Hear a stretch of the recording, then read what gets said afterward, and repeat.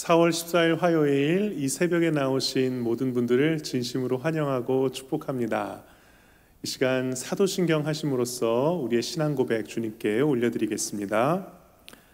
전능하사 천지를 만드신 하나님 아버지를 내가 믿사오며 그 외아들 우리 주 예수 그리스도를 믿사오니 이는 성령으로 잉태하사 동정녀 마리아에게 나시고 본디오 빌라도에게 고난을 받으사 십자가에 못 박혀 죽으시고 장사한 지 사흘 만에 죽은 자 가운데서 다시 살아나시며 하늘에 오르사 전능하신 하나님 우편에 앉아 계시다가 저리로서 산 자와 죽은 자를 심판하러 오시리라. 성령을 믿사오며 거룩한 공회와 성도가 서로 교통하는 것과 죄를 사하여 주시는 것과 몸이 다시 사는 것과 영원히 사는 것을 믿사옵나이다. 아멘. 새 찬송가 38장 예수 우리 왕이여 함께 찬양드리겠습니다.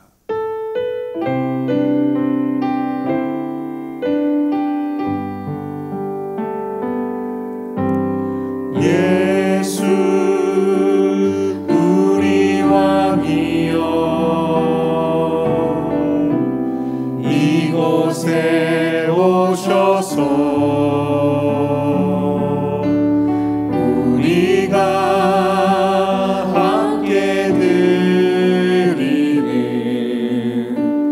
영광을 받아 주소서. 우리는 주님의 백성, 주님은 우리 왕이라. 왕이신 예수님 오셔서 좌정하사 다스리소서.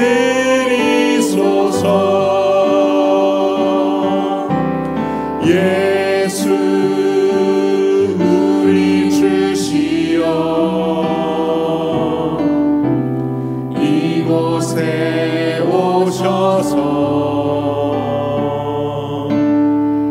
우리가 주께 드리는 찬양을 받아 주소서.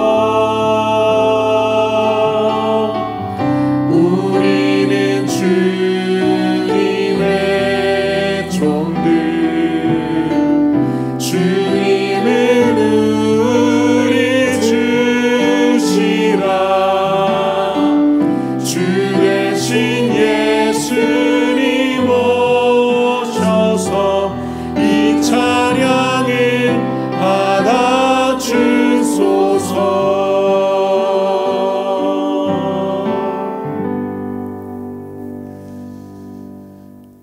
오늘 함께 묵상하실 하나님의 말씀은 열왕기상 4장부터 6장까지의 말씀입니다.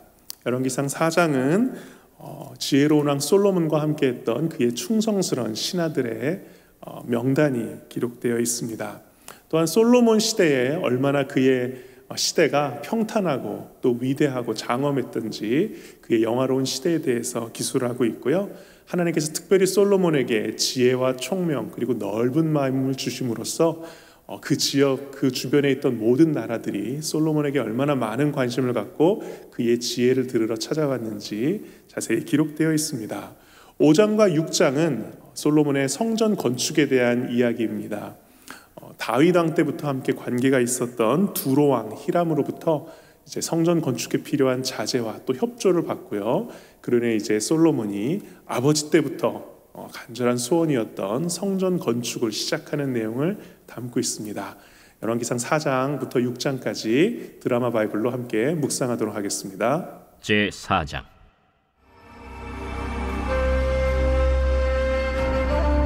솔로몬 왕이 온 이스라엘의 왕이 되었고 그의 신하들은 이러하니라.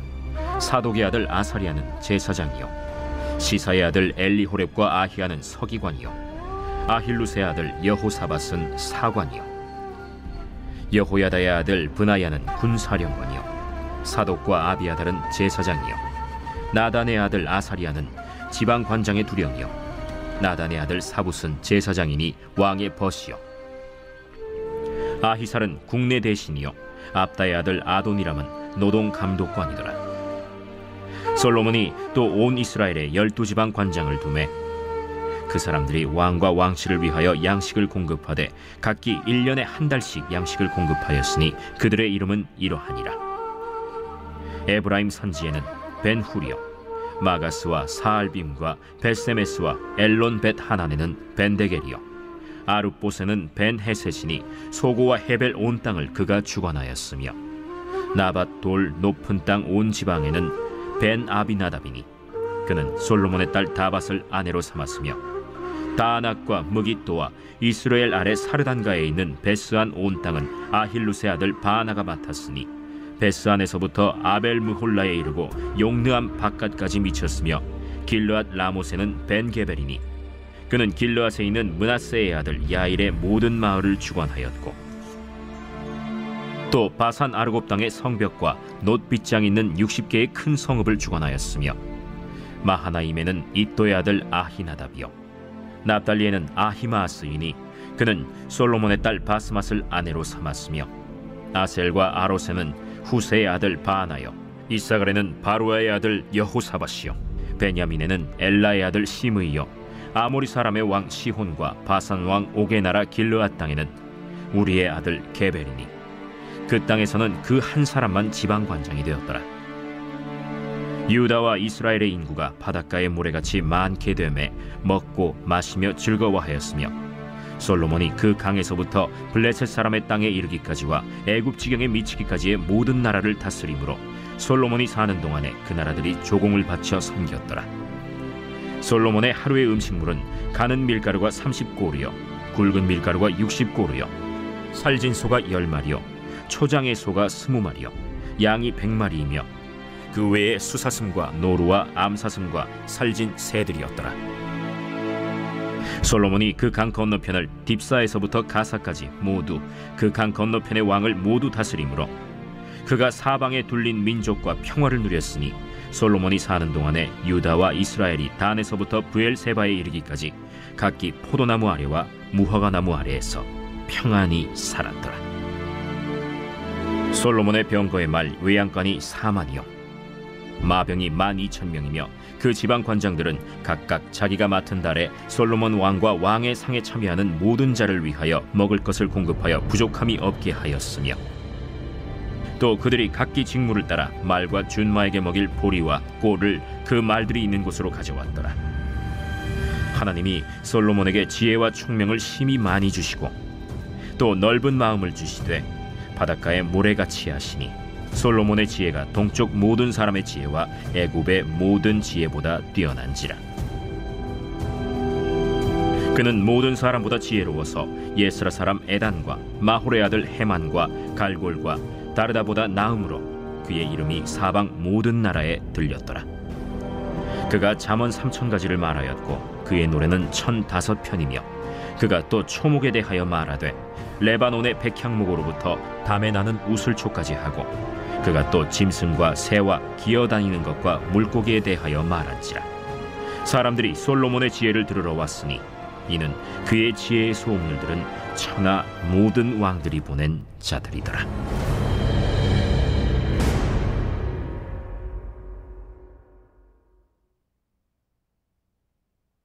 제5장.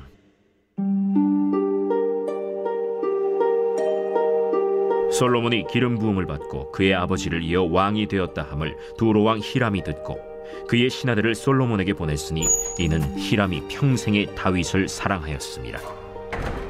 이에 솔로몬이 히람에게 사람을 보내어 이르되 당신도 알거니와 내 아버지 다윗이 사방의 전쟁으로 말미암아 그의 하나님 여호와의 이름을 위하여 성전을 건축하지 못하고 여호와께서 그의 원수들을 그의 발바닥 밑에 두시기를 기다렸나이다. 이제 내 하나님 여호와께서 내게 사방의 태평을 주심에 원수도 없고 재앙도 없도다. 여호와께서 내 아버지 다윗에게 하신 말씀에 내가 너를 이어 내 자리에 오르게 할 내 아들 그가 내 이름을 위하여 성전을 건축하리라 하신 대로 내가 내 하나님 여호와의 이름을 위하여 성전을 건축하려 하오니 당신은 명령을 내려 나를 위하여 레바논에서 백향목을 베어내게 하소서. 내 종과 당신의 종이 함께할 것이요 또 내가 당신의 모든 말씀대로 당신의 종의 삭슬 당신에게 드리리이다. 당신도 알거니와 우리 중에는 시돈 사람처럼 벌목을 잘하는 자가 없나이다. 히람이 솔로몬의 말을 듣고 크게 기뻐하여 이르되 오늘 여호와를 찬양할지로다. 그가 다윗에게 지혜로운 아들을 주사 그 많은 백성을 다스리게 하셨도다. 이에 솔로몬에게 사람을 보내어 이르되 당신이 사람을 보내어 하신 말씀을 내가 들었거니와 내 백향목 제목과 잣나무 제목에 대하여는 당신이 바라시는 대로 할지라. 내 종이 레바논에서 바다로 운반하겠고 내가 그것을 바다에서 뗏목으로 엮어 당신이 지정하는 곳으로 보내고 거기서 그것을 풀리니 당신은 받으시고 내 원을 이루어 나의 궁정을 위하여 음식물을 주소서 하고 솔로몬의 모든 원대로 백향목 제목과 잣나무 제목을 주매 솔로몬이 히람에게 그의 궁정의 음식물로 밀 2만 고루와 맑은 기름 20고루를 주고 해마다 그와 같이 주었더라. 여호와께서 그의 말씀대로 솔로몬에게 지혜를 주신 고로 히람과 솔로몬이 친목하여 두 사람이 함께 약조를 맺었더라. 이에 솔로몬 왕이 온 이스라엘 가운데서 역군을 불러일으키니 그 역군의 수가 3만 명이라. 솔로몬이 그들을 한 달에 10,000명씩 번갈아 레바논으로 보내매 그들이 한 달은 레바논에 있고 두 달은 집에 있으며 아도니람은 감독이 되었고 솔로몬에게 또 짐꾼이 7만 명이요 산에서 돌을 뜨는 자가 8만 명이며 이외에 그 사역을 감독하는 관리가 3,300명이라. 그들이 일하는 백성을 거느렸더라. 이에 왕이 명령을 내려 크고 귀한 돌을 떠다가 다듬어서 성전의 기초석으로 놓게 하매 솔로몬의 건축자와 히람의 건축자와 그발 사람이 그 돌을 다듬고 성전을 건축하기 위하여 제목과 돌들을 갖추니라.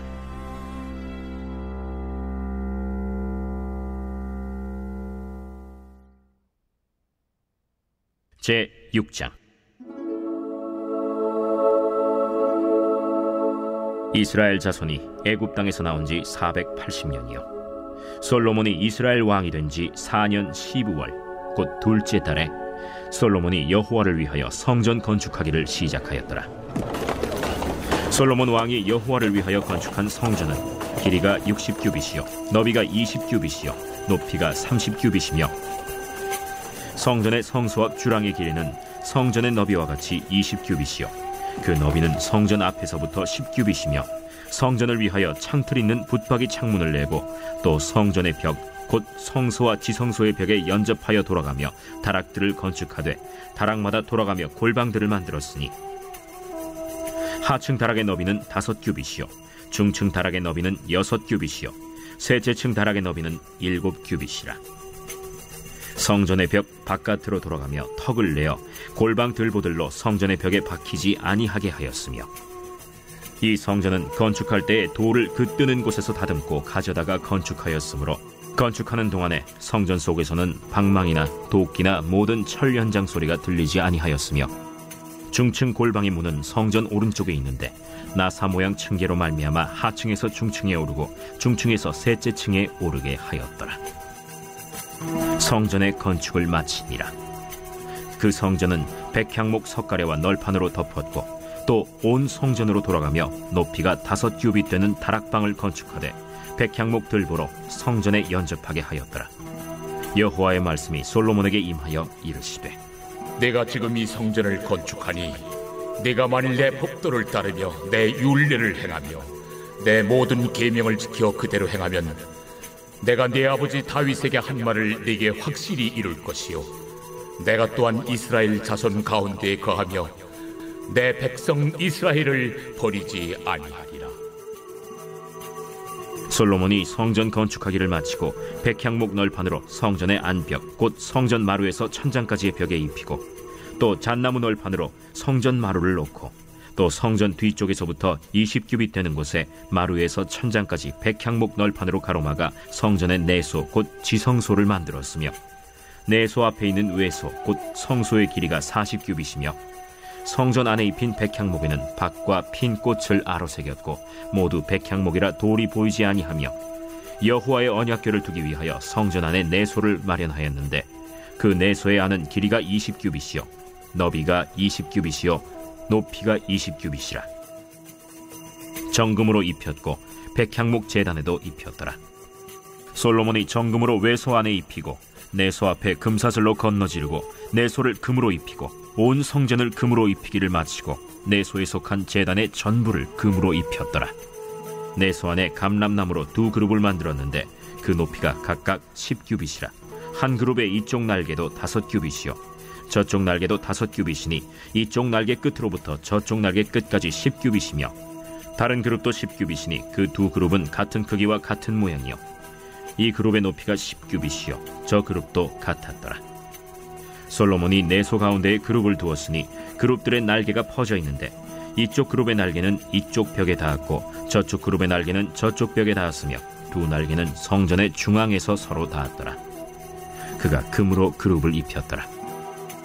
내외소 사방벽에는 모두 그룹들과 종려와 핀꽃 형상을 아로새겼고 내외 성전 마루에는 금으로 입혔으며 내소에 들어가는 곳에는 감람나무로 문을 만들었는데 그 문인방과 문설주는 벽의 5분의 1이요 감람나무로 만든 그 두 문짝에 그룹과 종려와 핀꽃을 아로새기고 금으로 입히되 곧 그룹들과 종려에 금으로 입혔더라.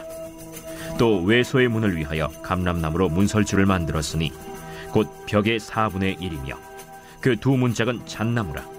이쪽 문짝도 두 짝으로 접게 되었고 저쪽 문짝도 두 짝으로 접게 되었으며 그 문짝에 그룹들과 종려와 핀꽃을 아로새기고 금으로 입히되 그 새긴 데에 맞게 하였고 또 다듬은 돌 3켜와 백향목 두꺼운 판자 1켜로 둘러 안뜰을 만들었더라.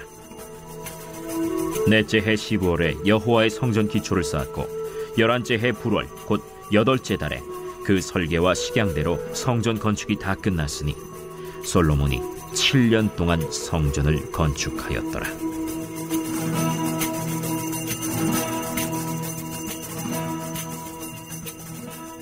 오늘 말씀은 솔로몬이 지은 하나님의 성전에 대한 이야기입니다. 솔로몬이 왕이 되어서 이룩했던 가장 위대한 업적이 있다면 그것은 단연코 하나님의 성전을 건축한 일일 것입니다. 그 시절을 살아보지는 못했지만 아마 그 건축된 성전의 현장에 있었던 사람들이 얼마나 감격스러웠을까, 얼마나 그 위대한 그 장엄한 모습에 감동받고 눈물 흘렸을까 생각을 해보게 됩니다. 그렇지만 이스라엘과 유다의 역사를 알고 있는 우리들의 입장에서는 이렇게 아름다운 성전이 앞으로 어떻게 될 것도 우리는 잘 알고 있습니다. 솔로몬 시대의 북이영화는 안타깝게도 솔로몬 시대에 막을 내렸고요. 그 이후에 북이스라엘과 남유다가 서로 분단이 됨으로 인해서 그 영화는 그전과 같이 찾아보기가 어렵게 되었습니다. 또한 남유다가 멸망함으로 인해서 성전도 폐허가 되고 말았죠. 물론 그 이후에 학개나 스가랴 같은 선지자들을 통해서 성전이 재건되기도 했지만 이전과 같은 그런 영화로운 모습을 찾기는 어려웠고요. 또한 그 이후에 성전은 이방민들로 인해서 여러 차례 유린되고 또 폐허가 되고 말았습니다. 신약 시대에 이르러 헤롯에 의해 재건되기도 하였지만 과거의 영광을 찾기는 어려웠죠. 저는 오늘 말씀을 묵상하면서 그러므로 인하여 사람이 지은 건축으로서의 성전과 또 하나님이 좌정하시는 그 성전의 본질의 차이가 무엇일까 묵상을 하게 되었습니다. 작년 이맘때였던 것 같아요. 2019년 4월 15일에 어떤 일이 있었냐면 프랑스의 유명한 성당 노틀담 성당이 대화재로 무너지게 되었습니다. 아마 대한민국 국민들 가운데 이 뉴스를 보신 분들은 아마 그런 느낌 갖지 않으셨을까 싶어요. 저 노틀담 성당이 무너졌을 때 저 느낌 아마 우리들은 잘 알 것 같습니다. 왜냐하면 2008년에 저희들도 우리 숭례문이라는 대한민국 국보 1호를 화재로 잃었던 경험이 있기 때문이죠. 그런 면에서 인간이 지은 아무리 아름다운 건축이라 하더라도 언젠가 때가 되면 그것이 사라지고 마는 안타까움을 겪게 됩니다. 예수님이 이 땅에 오셔서 타협하지 않으신 것이 무엇이냐면 바로 성전의 본질을 회복하는 것이었습니다. 예수님은 그런 성전을 만민이 기도하는 집이다 말씀하시고 또 예수님 스스로가 그 성전이라고 얘기하셨습니다. 또 신약시대에 이르러 사도 바울은 고린도전서 3장 16절에 우리들이 이미 하나님의 성전이다 라고까지 말씀을 하고 있습니다. 이런 것을 통해서 보면요, 하나님의 본질로서의 성전의 모습은 그대로 가지만 그 모양은 구약, 신약 또 현대에 이르기까지 계속 변화하는 것을 알 수가 있어요. 처음에 창세기 때만 하더라도 돌로 제단을 쌓은 그 자리가 바로 성전이었죠. 출애굽 시대에는 성막이 성전이었고, 그 다음에 다윗, 솔로몬 시대에 이르러 위대한 건축물로서의 성전, 그리고 예수님이 이제는 당신 스스로가 성전이다라고 얘기하셨고, 이후에는 성령이 우리 안에 거하시는 그 마음, 우리 각자가 다 성전이라고 얘기하시는 것을 봤을 때 하나님을 예배하고픈 그 마음이 있는 그 본질로서의 성전은 변하지 않지만 그 모양, 그 모습들은, 그 성전의 모습들은 끊임없이 지금도 변화하고 있는 것을 알 수 있습니다. 마치 성전은 살아있는 유기체와도 같다라고 볼 수 있어요. 그런 면에서 오늘날 우리가 이렇게 영상으로 예배를 드리고 또 따로따로 떨어져 있지만 간절한 마음만 함께 모이는 이 모습 또한 오늘날 새롭게 우리에게 허락하신 하나님의 성전의 한 모습이 아닐까 싶습니다. 그 어떤 때보다 교회의 본질에 대해 많이 묻게 되는 시대인데요, 정말 모이지 않는, 사람이 모이지 않는 교회처럼 아픈 것이 없는다라는 사실, 두 번째는 그 어떤 때보다 우리가 정말 모이기를 간절히 사모하는구나, 이 두 가지를 깨닫게 되는데, 정말 이 마음 가지고 이 자리에 모여서 함께 이 새벽 예배드리는 그 여러분들의 마음 하나하나가 바로 하나님이 거하시는 정말 성전, 그 본질을 나타내고 있는 줄로 믿습니다. 그럼으로써 예배자들, 또 예배자들이 하나님을 경배하는 그 마음, 그 마음의 모임이 영원한 성전인 줄 믿습니다. 여러분들도 여러분들이 그 성전을 아름답고 거룩하게 가꿈으로써 그 본질로서의 성전인 우리의 삶 아름답게 하나님께 봉헌하는 귀한 하루가 되시기를 주님의 이름으로 축원합니다. 이 시간 함께 통성으로 기도하겠습니다.